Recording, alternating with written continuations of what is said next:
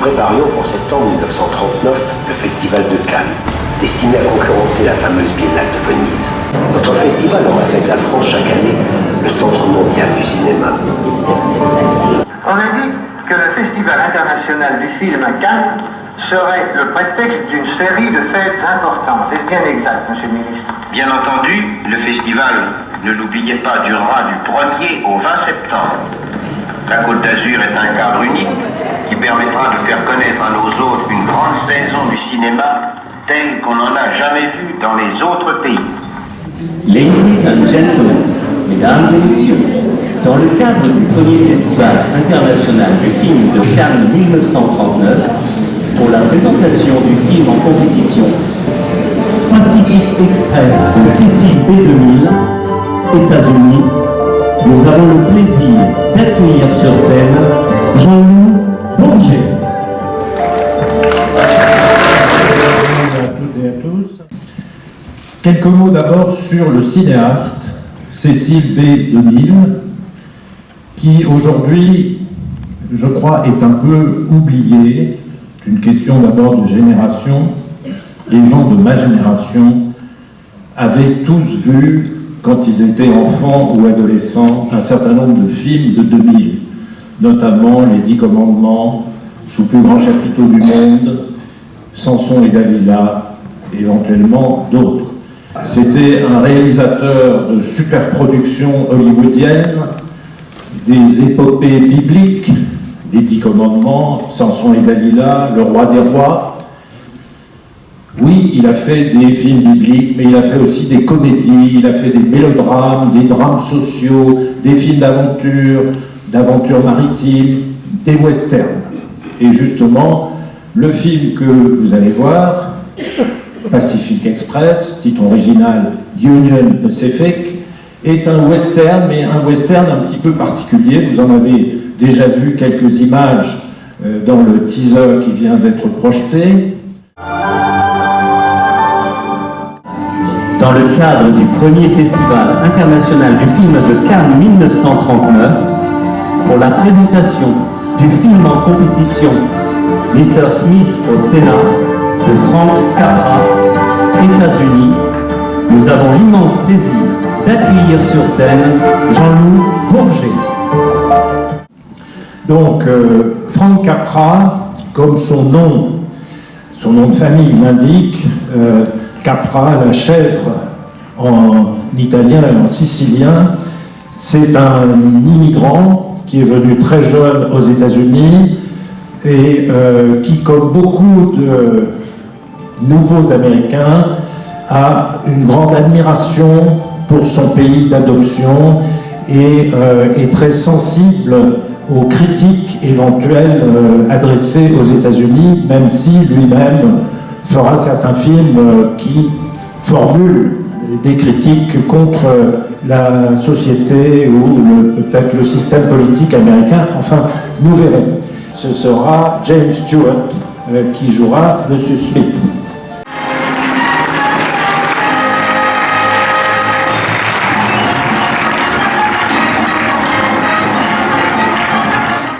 Moi j'ai tenu à souligner pendant ce festival des artistes et des cinéastes qui viennent expliquer leur passion du cinéma et la manière dont ils en font. Pour la plupart, ce sont des cinéastes. Il y aura aussi demain un écrivain, Yann Canel. Donc il y a un autre rapport au cinéma, évidemment. Voilà, une dizaine de leçons de cinéma, en 2 par jour, pendant cette semaine, qui viennent ponctuer un petit peu sans du tout entrer en concurrence avec le cœur du festival qui est, vous l'avez compris, les 30 films de 1939, la compétition de 1939, mais voilà, toute une série de manifestations qui viennent en quelque sorte compléter ces 30 films, et parmi ces manifestations, ces leçons de cinéma me semblaient importantes. Donc Pascal, merci. Par ailleurs, tu as accepté d'être dans le jury de ce festival. Oui, c'est une proposition irrésistible de revoir, donc, je ne sais pas, 80 ans après, c'est ça, autant de films et autant, enfin, et en tout cas quelques chefs-d'œuvre, ça on en est sûr, puisqu'ils sont venus jusqu'à nous, et de les voir en même temps, évidemment, du point de vue d'aujourd'hui, mais aussi forcément parce que ça résonne, d'essayer, même si c'est une pure fiction, pure imagination, de se replacer un tout petit peu dans la situation de l'époque, et puis de revoir certains films que j'avais pu voir, mais il y a l'occasion très longtemps, quoi. Genre Monsieur Smith au Sénat, donc je sors et que j'avais dû voir à 20 ans et que j'avais jamais revu. Je souhaitais en effet que Louis Lumière prêtât le prestige et la gloire de son nom à la présidence d'honneur de notre festival, et je me réjouis qu'il ait accepté. C'est lui d'ailleurs qui remettra la coupe décernée au meilleur metteur en scène titulaire du Grand Prix Louis Lumière. Le but de la France, concernant le festival, est surtout d'encourager l'art cinématographique. Certainement, encourager l'art cinématographique sous toutes ses formes. Bonjour à Luc Noblet. Afin de contribuer à provoquer entre tous les pays producteurs un véritable esprit de collaboration. Et chacun conviendra que nul pays, mieux que l'autre, ne pouvait présider à une telle manifestation dans un esprit d'objectivité artistique et d'impartialité absolue. On a dit que le Festival international du film à Cannes serait le prétexte d'une série de faits importants. C'est bien exact, monsieur le ministre. Bien entendu, le festival...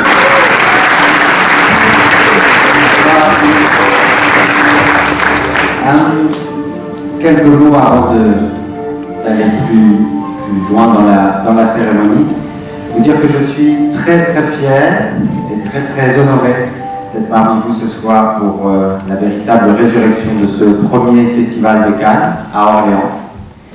Alors Jean Zay, je crois, que je ne connaissais pas si bien jusqu'alors, était de cela, avec l'idée que la culture, l'étude, la curiosité, les arts, le lien, la relation à l'étranger, à l'altérité sont, plus qu'on ne le pense parfois, quand on se dit un peu malheureux, à quoi bon, de véritables armes aux pires idées brûlées. Jean Zay avait, je crois, compris la force immense de ceci. Et la preuve, 80 ans plus tard, c'est tout de même cette force-là, avec ce festival de cinéma des nations libres et unies, donc ensemble, qui gagne encore.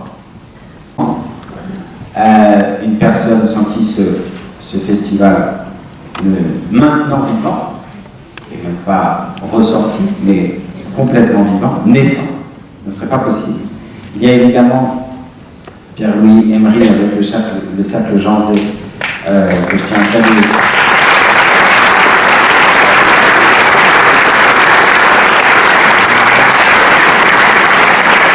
Parce que leur travail est immense, et si le festival a pu voir également le jour, c'est bien grâce à eux, mais aussi pour qu'il y ait de l'envergure grâce à la ville. Alors, je vous prie d'accueillir chaleureusement Olivier Carré, maire d'Orléans et président d'Orléans Métropole. Cette cérémonie qui est quelque part évoquée par Jean Zay comme un projet, dans l'extrait que l'on a vu, et puis qui est évoquée comme un regret dans ses mémoires de 1942, où il parle au conditionnel et en parlant de ce festival qui l'aurait aimé voir se produire en septembre 1939 et qui n'a pas eu lieu parce que derrière l'insouciance que l'on a vue à Cannes, derrière ces moments de fête, eh bien ailleurs, en Europe, certains étaient en train déjà de s'armer et leur dessein n'était pas de faire la fête à Cannes en 1939. Et donc ce regret, cette façon de parler pour lui, en quelques phrases très courtes de ses mémoires de ce festival qui n'a pas eu lieu, ben, j'étais extrêmement touché que ces deux filles, parce que leur papa avait eu ce projet, cherchent à effacer ces regrets par la cérémonie que nous vivons ensemble ce soir. Alors je vous demande de faire un tonnerre d'applaudissements pour Catherine et Hélène Zé. Elles sont les véritables maîtres d'œuvre de cette cérémonie. Elles nous rappellent que Jean Zé, et c'est l'attachement que Orléans a en sa figure, une des plus brillantes de son histoire. Cet attachement que Jean Zé a d'être un inlassable défenseur de la jeunesse, de l'art, de la liberté.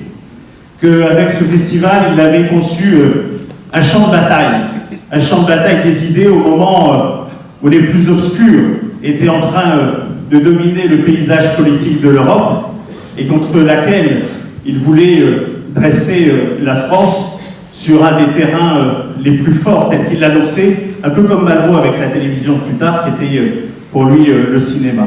Les fillettes qui apparaissent sur cette capture d'images en noir et blanc, issues du film que vous venez de voir, sont les deux filles de Jean Zé, donc Catherine et Hélène. Alors vous les présenter ici à Orléans, ça serait un non-sens, mais je vais quand même le faire. Avec plaisir, avec émotion. Nous avons Catherine, la fille aînée de Jean Zé, fondatrice de la librairie des temps modernes, que vous connaissez tous bien ici.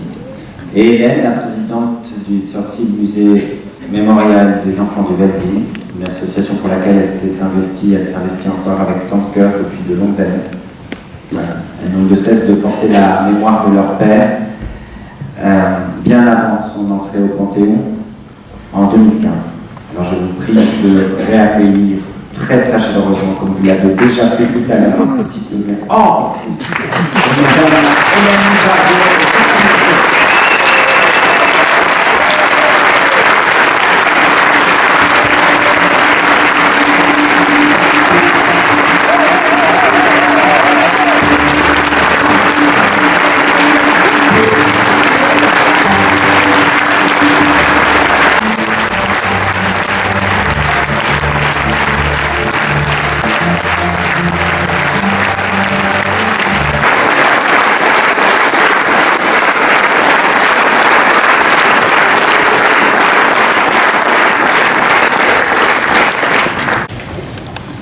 Nous préparions pour septembre, hélas, le Festival de Cannes, destiné à concurrencer par une manifestation française la fameuse Biennale de Venise, seule rencontre internationale.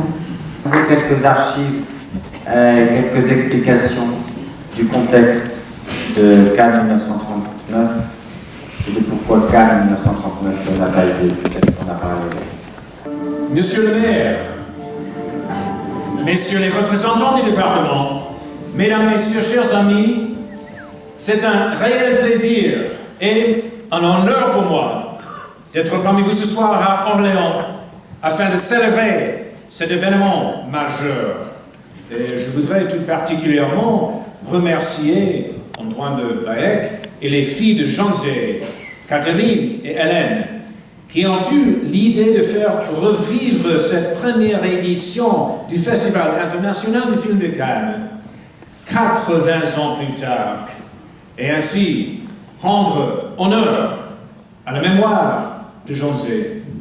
Orléans est la cité idéale pour organiser cet événement historique entre Jeanne d'Arc et la présence durable de Jean. Il y a un récit continu, une connexion vibrante entre le passé et l'avenir. En devenant le président du comité Cannes 1939, je puis d'accueillir très chaleureusement notre sélectionneur, M. Antoine Debec.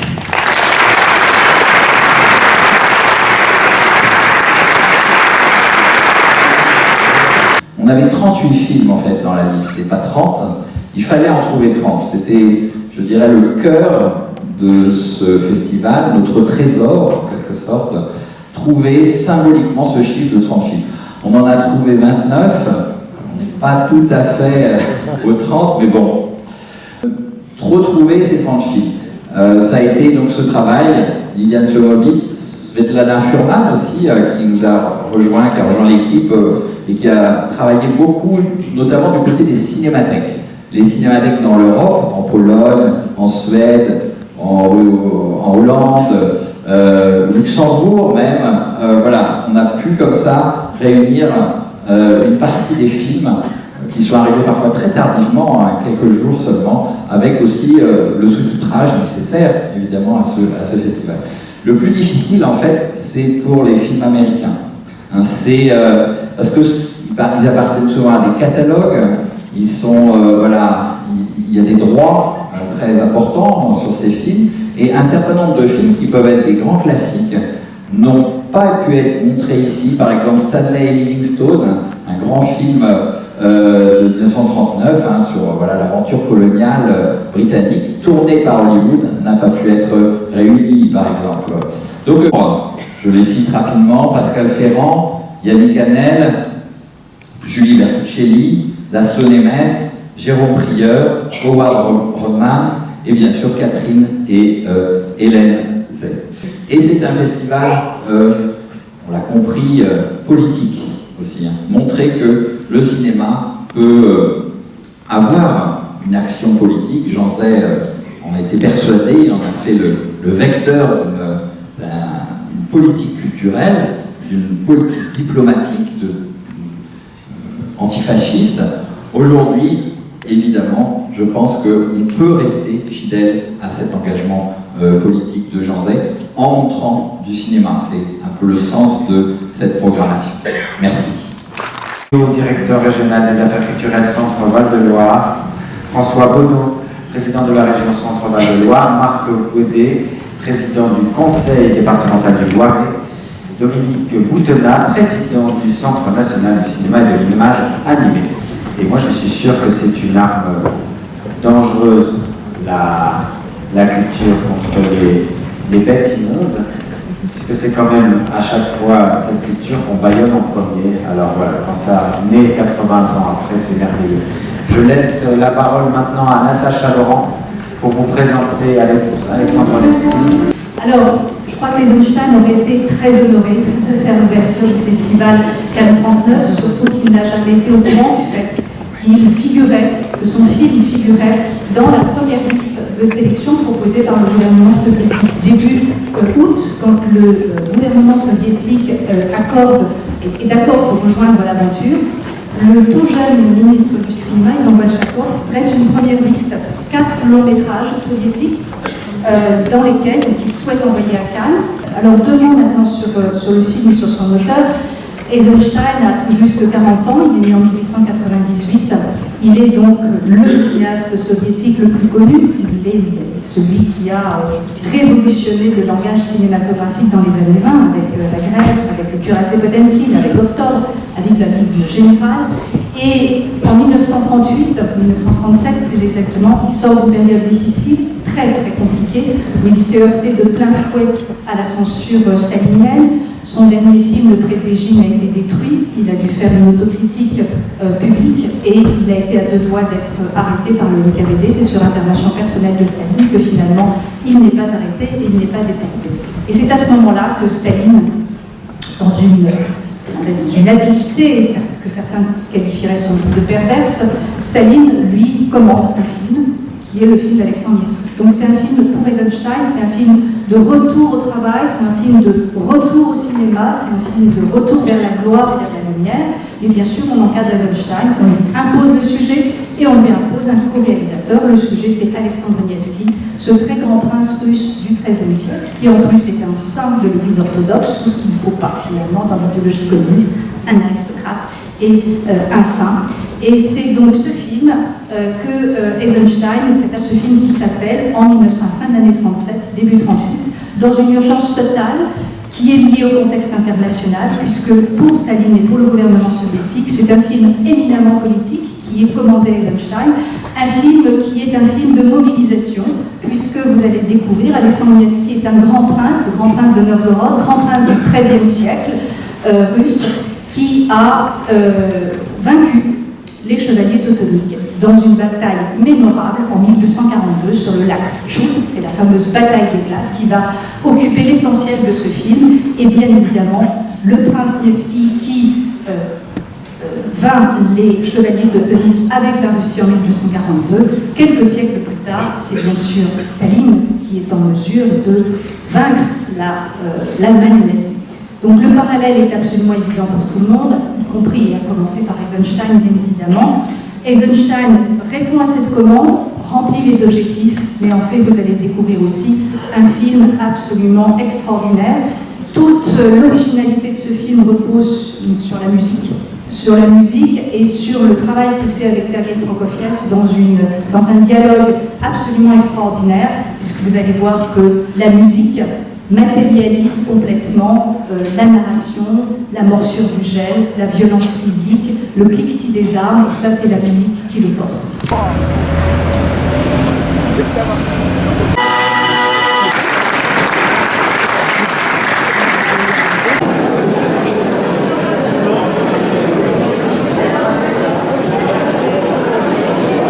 Pour la présentation du film en compétition Seuls les anges ont des ailes de Howard Hawks, États-Unis, nous avons le plaisir d'accueillir sur scène Jean-Loup Bourget. Je vais vous présenter brièvement l'auteur du film, Howard Hawks, et vous dire quelques mots du film lui-même. Alors, qui est Howard Hawks? Il y a deux points de vue. Le point de vue hollywoodien, c'est que c'est évidemment un grand professionnel, un cinéaste estimé, admiré par ses pairs, mais qui n'a pas, à l'époque où il est actif à Hollywood, qui n'a pas la réputation que peuvent avoir quelqu'un comme John Ford, quelqu'un comme Cecil B. DeMille, comme Frank Capra, ou même déjà, alors qu'il n'est pas encore à Hollywood, Alfred Hitchcock.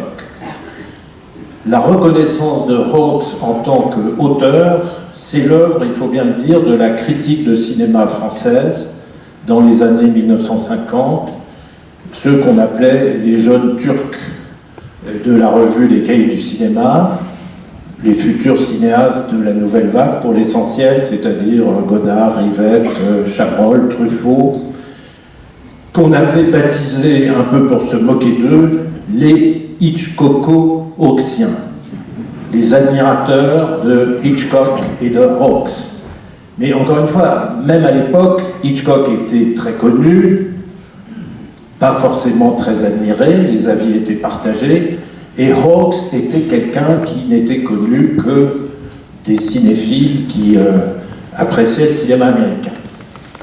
C'est Hawks qui a lancé vraiment Lauren Bacall et le couple Lauren Bacall-Humphrey Bogart.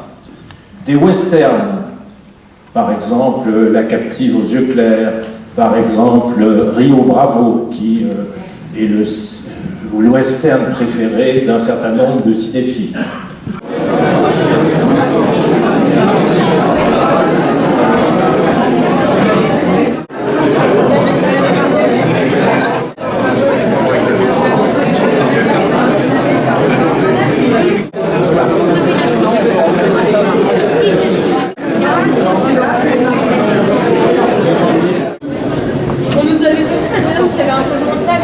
C'est la troisième leçon de cinéma de ce festival. Il y en aura une dizaine. Laszlo Nemes, bonjour. Donc, je voulais peut-être commencer en parlant justement de cette expérience de jury. C'est pas la première fois que tu es dans un jury, puisque tu as été juré du Festival de Cannes, tout simplement, il y a 2 ans. Et là, tu es dans le jury, donc présidé par Amos Gitaï. Et c'était intéressant aussi d'imaginer l'impact qu'aurait eu un festival en 1939 pour les raisons d'histoire. Le 1er septembre 1939, c'était presque comme une prophétie. Que cette aventure n'a pas eu lieu, mais a eu lieu après la guerre, évidemment dans un monde complètement changé. Donc c'est une sorte de voyage dans le temps bizarre, un temps qui n'a pas eu lieu quelque part. Donc c'était cette aventure-là qui m'a intéressé. C'est une sorte de résistance à ça, mais aussi évidemment quelque chose que je voulais dire sur le processus en l'occurrence la Shoah. Évidemment, c'est quelque chose qui me hante depuis longtemps et comment par les petites choses de la vie on peut faire passer quelque chose de plus fondamental, et comment les petites choses de la vie cachent quelque part quelquefois les grandes choses, et pourquoi notre perception de grands événements historiques n'est pas forcément une bonne perception. Nous sommes très heureux d'accueillir sur scène Yannick Enel, accompagné d'Antoine Debac. Bonjour, rebonjour pour certains. Donc ces leçons de cinéma se poursuivent, c'est la 4e que je fais en recevant donc Yannick Enel. J'en suis très très content. Puisse dialoguer de façon directe avec aujourd'hui, que soit un petit peu accompagné et de présentation. Alors ma première question, là aussi un petit peu rituelle, puisque tu es membre du jury du festival de Cannes 39, je voulais savoir, non pas comment ça se passait, mais pourquoi tu avais accepté. Et c'est la mémoire de Jean Zay aussi qui m'importe. J'ai des liens amicaux, affectifs avec la ville d'Orléans depuis 30 ans et plus, des liens précis, notamment avec la librairie Les Temps Modernes et avec Catherine Martin-Zé depuis longtemps, que j'admire. Et voilà, ça semblait une évidence, que ça se fasse à Orléans. Et alors, ce qui me plaît dans le fait d'être au jury, je dois dire que je ne suis pas du tout un spécialiste de la chose, c'est qu'on voit énormément de films d'un coup. Moi, j'ai été cinéphile, je ne pourrais plus dater ça exactement, mais c'était autour de mes 20 ans, ça a duré 7-8 ans, mais c'était frénétique. Vous savez que la cinéphilie, c'est une sorte de religion laïque, une religion nocturne. C'est des nuits blanches à regarder des films. Et ça me rappelle un peu ça, parce que j'étais un peu en retard, disons, et j'ai commencé à visionner des films sur un petit ordinateur comme le tien, il y a peu de temps, et j'ai des pris de frénésie. Et en fait, ça doit être l'âge, mais là, je suis au bord de pleurer, en fait, aux scènes d'amour, je sais pas, finalement, il n'y a que ça. Je m'aperçois qu'il n'y a que ça qui m'intéresse.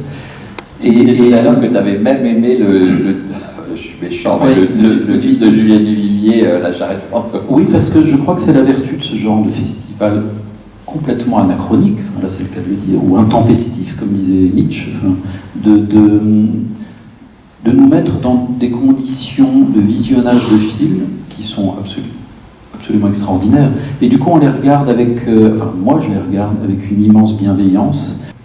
Et moi je suis comme toi, je suis un godardien. Donc Duvivier, pour moi, je le dis pour rire, c'est l'ennemi en fait. C'est l'ennemi. Il y en a plein des cinéastes comme ça, qu'a priori on croit qu'on déteste parce qu'on aime tellement Godard. Et moi j'ai pris plaisir. Bon, c'est vrai que tu le disais très bien, voir Louis Jouvet en clochard, c'est pas très crédible.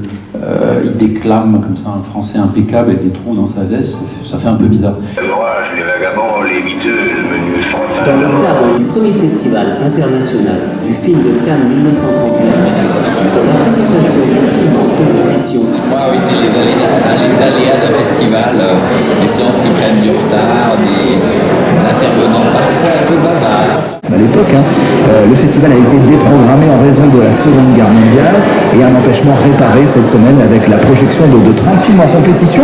Et c'est pas tout, il y a aussi 90 événements en tout, sur toute la semaine jusqu'à dimanche. Antoine Debac. Clinique sociale, urbain, d'ancienneté, une très grande partie rurale. Vraiment presque tout, si je viens de raconter. Et donc, du coup, Michel Delvin. Il y a en plus d'autres noms connus. Il y a Marcel Laporte qui à l'époque était une voix très connue en France. Teruel de André Malraux, France. Nous avons le plaisir d'accueillir sur scène Anna Malraux et Pascal Horry. On avait fini avec le Luxembourg, qu'un an plus tard, ce charmant Luxembourg est effectivement envahi par les Allemands. Et d'ailleurs, le dernier mot est paix, et c'est un peu, à mon avis, un fil rouge entre tous les films que vous allez voir cette semaine, cette préoccupation de la paix qui signifie qu'en fait on est hanté par la guerre et on avait bien raison d'être hanté par la guerre. Alors nous sommes très, très honorés que Alain Malraux soit parmi nous ce soir, il a trouvé le temps de venir. Alain Malraux n'est pas simplement le neveu d'André Malraux, le fils de Roland Malraux, sur lequel on pourra peut-être d'ailleurs dire deux mots parce que tout ceci a un rapport avec la paix et la guerre dans les années 30 et 40. C'est aussi un écrivain, un homme de théâtre, un homme de télévision. C'est l'auteur de 2 livres que je juge tout à fait essentiels, d'autant plus qu'ils sont assez personnels sur André Malraux, sur son oncle, Les Marronniers de Bologne, et plus récemment, en 2016, je crois, Alain, André Malraux, L'homme des ruptures. Et je crois d'ailleurs que vous préparez un ouvrage, mais qui sera là une série de portraits, si j'ai bien compris. Oui, une vingtaine de portraits qui doit paraître au mois de février, je vous remercie. Au moment où la guerre d'Espagne a démarré, en juillet 1936, Malraux et sa première femme sont partis pour l'Espagne et il s'est engagé tout de suite auprès des républicains espagnols. Comme Alain vient de le dire, a découvert le cinéma comme il découvrait l'aviation. Et d'une certaine façon, le fait qu'il fût un amateur, ça a pu le gêner, mais à partir du moment où il était bien entouré, comme pour l'aviation, ça lui a permis d'aller peut-être un peu plus loin que les professionnels. Les professionnels, c'était le producteur, vous verrez le nom d'Édouard Cornillon-Malvinier, qui était à la fois un homme de cinéma, un très grand aviateur, qui sera un très grand résistant, général d'aviation dans la France libre, et homme politique, un destin assez extraordinaire, et qui est à l'époque producteur, qui est producteur de Drôles de Drame, pour son entreprise qui va suivre. Très peu de films qui ont généralement été des échecs. Le pauvre, là, il n'a pas pu évidemment retrouver quoi que ce soit, au moins avant la guerre, dans le film que vous allez voir. Il a été assisté par un très grand directeur de la photo, qui est Louis Page, qui est le grand, qui d'ailleurs était entre autres directeur de la photo, d'ailleurs de Drôles de Drame, aussi de Quai des Brumes et de tous les grands films de Jean Grémillon. Ladies and gentlemen, mesdames et messieurs, dans le cadre du premier festival international du film de Cannes 1939, pour la présentation du film en compétition La Grande Parade de Walt Disney, États-Unis, nous avons l'immense plaisir d'accueillir sur scène Antoine Debac. Je voulais aussi dire que je remplace Thierry Méranger, qui était inscrit sur le programme pour présenter ces films, qui est un très grand spécialiste du cinéma d'animation, ce que je ne suis pas. Je pense beaucoup à lui en présentant ce film. C'est un grand critique de cinéma au Cahier du cinéma, et je suis vraiment avec lui. Walt Disney était présent donc, en compétition à Cannes en 1939 avec cette grande parade. À Cannes en 1939, 4 films seulement devaient être présentés. Donc je vais parler rapidement plutôt de ces 4 films, qui sont Le Brave Petit Tailleur, Scout Marin, Symphonie d'une cour de ferme et Le Vilain Petit Canard. Depuis l'année d'avant, ou 2 ans avant, depuis 1937, et Blanche-Neige et les 7 nains, qui est un succès mondial, un triomphe, et l'une des grandes vitrines d'Hollywood. Donc c'est absolument logique que des films d'animation comme cela soient à Cannes en 1939. C'est vraiment, Hollywood montre son savoir-faire, parce que Walt Disney a, avec ce film de 1937, Blanche-Neige, a révolutionné le cinéma d'animation pour une bonne raison, c'est qu'avant, le cinéma d'animation était quand même un cinéma plutôt bricolé à quelques-uns. Avec Walt Disney, c'est un cinéma qui garde cette facture artisanale, mais qui devient un cinéma fabriqué industriellement par des centaines de personnes. Et donc la qualité de l'animation, le mouvement notamment, tout change quand on travaille dans ces conditions-là. Et Walt Disney a tout à fait bien compris cette révolution.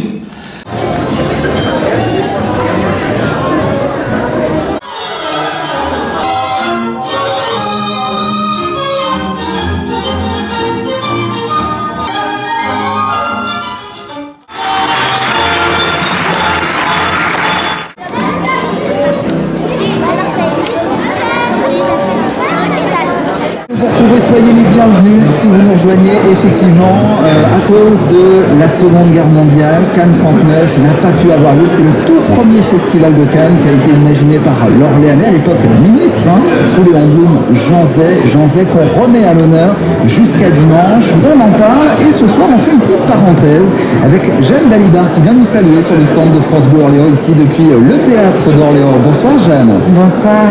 Contente de vous accueillir. Bon, plein de casquettes pour vous, vous êtes comédienne, réalisatrice et chanteuse.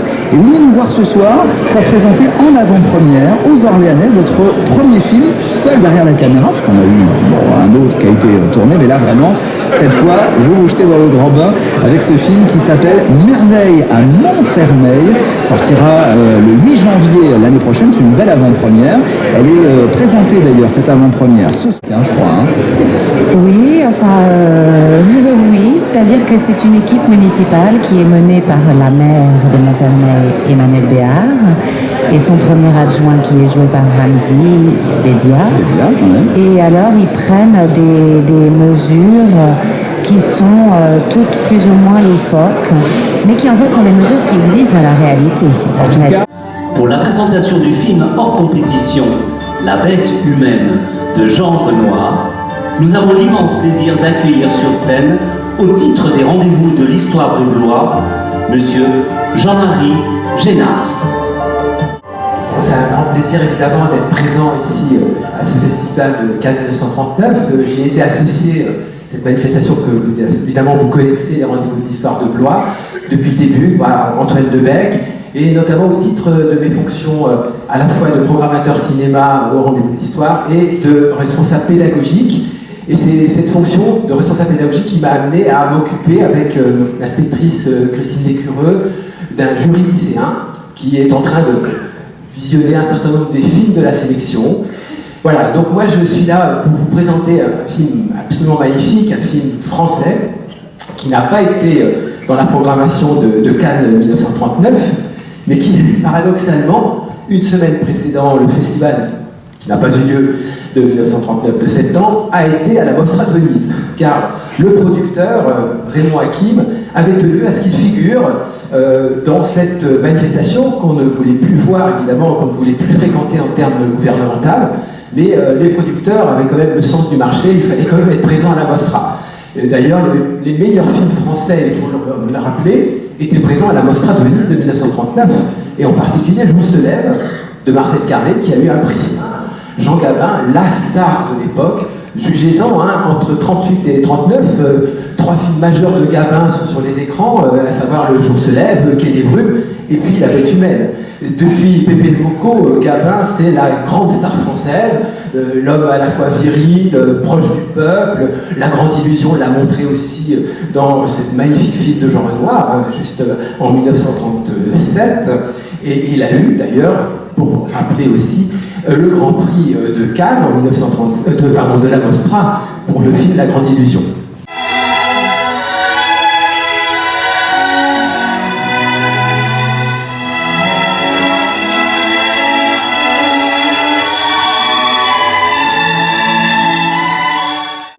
Pour la présentation du film en compétition Le Magicien d'Oz de Victor Fleming, États-Unis, nous avons le plaisir d'accueillir sur scène Laure Weil. J'ai quelques fans dans la salle, ce sont mes élèves que j'ai accompagnés aujourd'hui. Bonjour. Alors voilà, c'est un exercice difficile parce qu'il faut vous présenter le film, vous donner quelques informations, recontextualiser le film, mais ne pas trop divulguer les choses pour que vous ayez le plaisir de la découverte. Donc j'ai préféré écrire ce texte et vous le lire pour bien mesurer ce que j'allais vous dire ou pas. Le Magicien d'Oz est, dès le titre du film, un voyage dans un pays qui ne figure dans aucun atlas de géographie et où règne un magicien. En 1939, à l'aube de la guerre, où un certain Hitler lorgne en Europe tous les territoires qu'il peut envahir, c'est déjà un dépaysement qui promet aux spectateurs de s'échapper de leur quotidien et de ramener un peu d'insouciance dans la crise économique mondiale qui frappe les plus modestes, y compris aux États-Unis. Cette comédie musicale, magique et dépaysante, a donc d'emblée de quoi séduire le public américain. Le Magicien d'Oz, c'est d'abord un best-seller de la littérature enfantine très populaire aux États-Unis, écrit par Baum en 1900.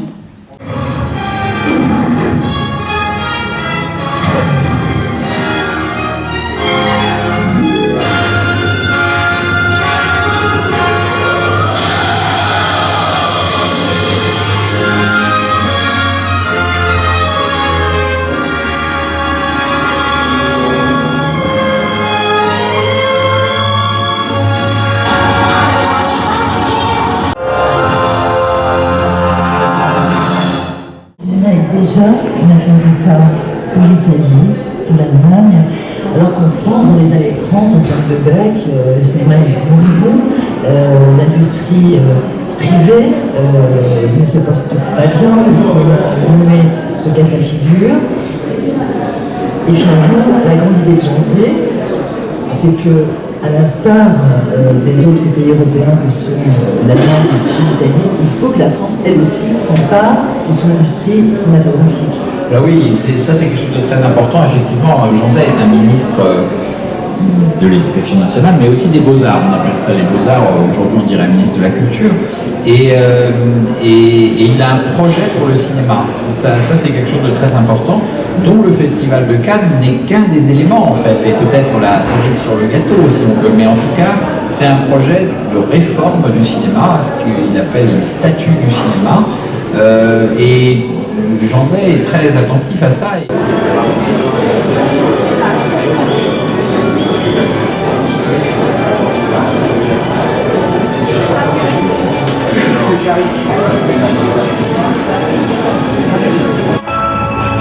Thank you, read me Conway.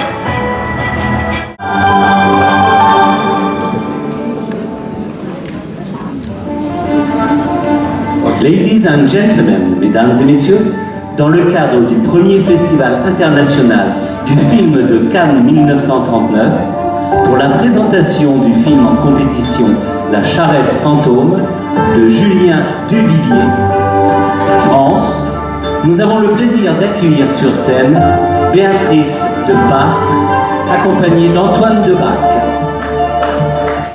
Ce soir c'est une séance un petit peu particulière, à la fois parce que La Charrette Fantôme de Julien Duvivier est un film important, et puis d'autre part parce que c'est une soirée qui est dédiée au Centre National du Cinéma et de l'Image Animée, le CNC, qui est représentée ici ce soir par Béatrice de Pastre, que je remercie beaucoup.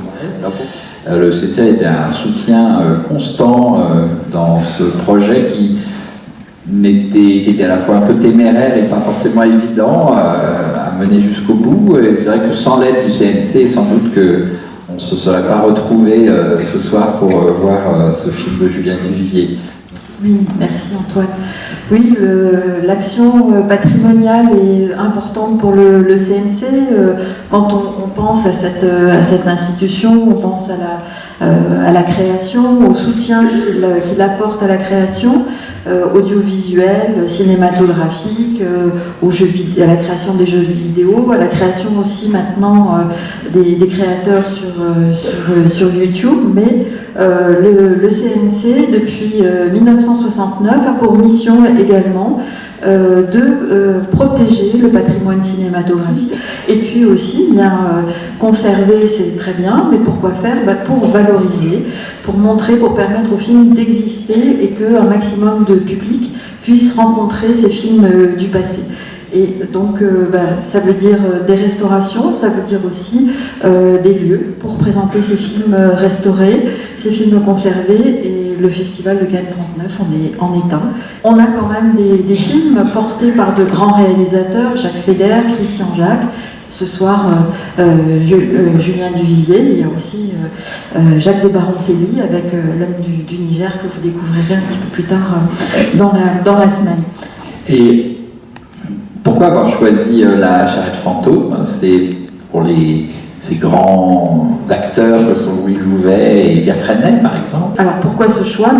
nous nous sommes attachés il y a quelques années à la direction du patrimoine du CNC à retracer justement la constitution de ce genre à la française, qui n'a rien à voir avec le fantastique à l'allemande qui peut être représenté par Nosferatu ou le cabinet du docteur Caligari, ou le fantastique à l'américaine ou à l'anglaise avec les films de la Hammer. Quelque chose de beaucoup peut-être moins spectaculaire, qui maîtrise tout à fait, voilà, vous le verrez, vous l'avez vu dans la bande-annonce, la surimpression, voilà, c'est ce mode d'écriture du fantastique, mais Duvivier en fait n'en fait pas un challenge technique, hein, c'est pas ça qui compte pour lui, c'est effectivement de créer une atmosphère et d'inscrire des personnages dans cette atmosphère pour nous dire aussi autre chose, hein. C'est un film de rédemption, un film d'amour aussi, et pour que cette rédemption soit vraiment efficiente, il choisit cet habillage, on va dire, fantastique.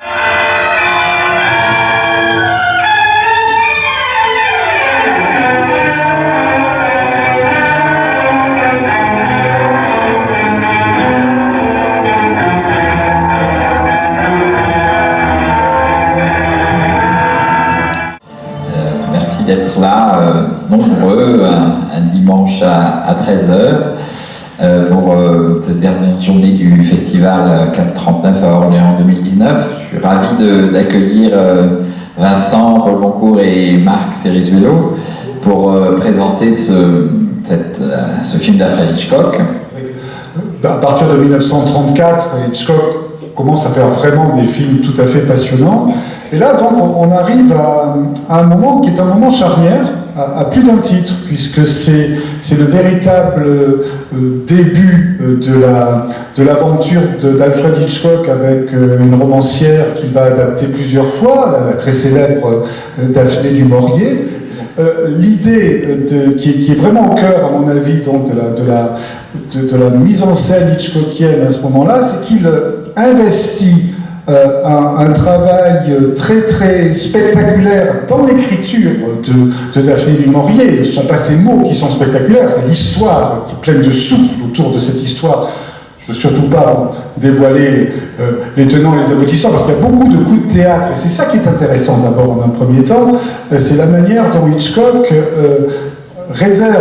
crée une atmosphère qui est à la fois théâtrale dans la taverne, c'est également un film d'action extrêmement extraordinaire avec des scènes très très spectaculaires de maritime et de naufrage.